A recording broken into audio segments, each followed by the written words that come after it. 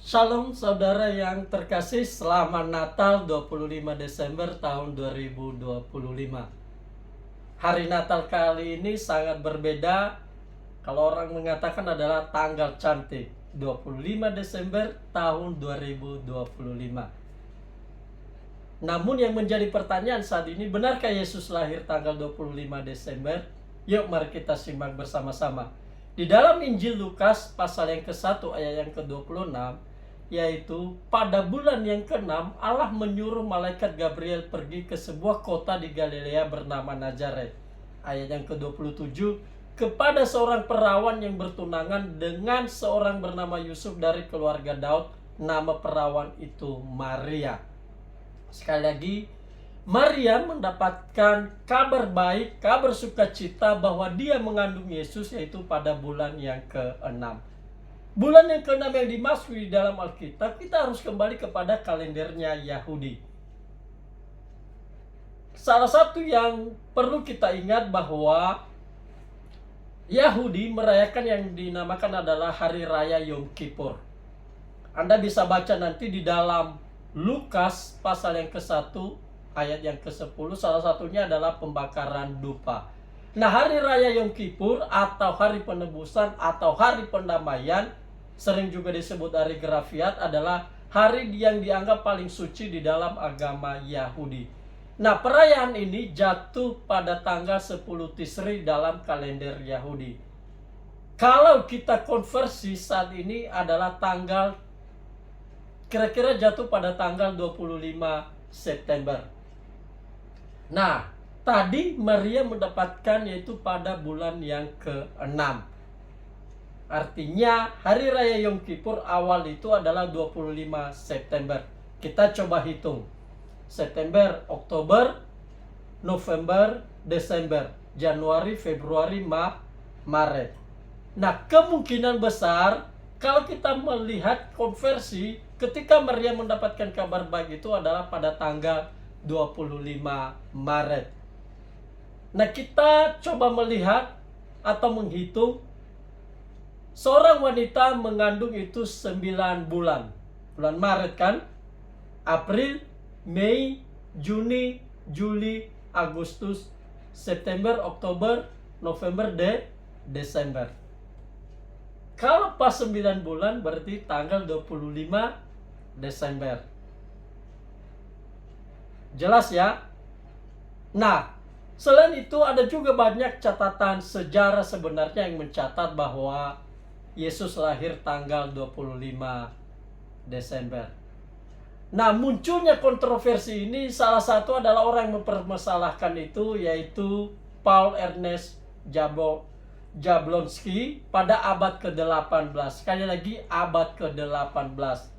Nah, sementara kalau kita melihat perayaan Natal sendiri itu dimulai, salah satunya adalah dokumen purba mencatat, yaitu Coptididas Kali Apostolorum, menyatakan bahwa dari tahun 189 Masehi, sekali lagi tahun 189 Masehi, menuliskan bahwa wahai saudara-saudara, tetapkanlah hari-hari perayaan yaitu Natal Tuhan kita tepatnya tanggal 29 bulan ke-9 Ibrani. Berarti tanggal 25 bulan ke-9 yaitu bulan Kislev, yang bertepatan dengan tanggal 29 bulan keempatnya Mesir. Sekali lagi, baik Yahudi maupun Mesir mereka menggunakan penamaan kalender yang berbeda. Nah, bulan keempat Mesir ini adalah bulan Kiyah.